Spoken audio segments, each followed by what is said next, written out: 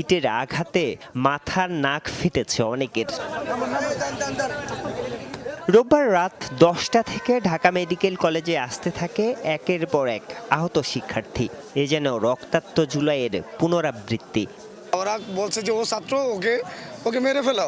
আমাকে কি করছে, ওদের বেল এই 3 হাত 4 হাত মানে সামনে থেকে লাথি মারছে। ওরা কোনো ধরনের বাস বিচার ছাড়া আমাদেরকে এত বড় লাঠি নিয়ে আমার মাথায় মারতে আসছে। তারা আমাদেরকে পাল্টা আক্রমণ করে, আমার হাত ভেঙে দিয়েছে। আগের থেকে তারা প্রস্তুতি ছিল। আমাদের ওই যে আপনার ইট প্যাটকেল মারছে, তারপরে যখন ধাওয়া দেওয়ার পরে আমরা পিছনে পড়ছি, তখন আমাদের ওই যে ওদের বুট লাঠি এটি অনেক পিটাইছে।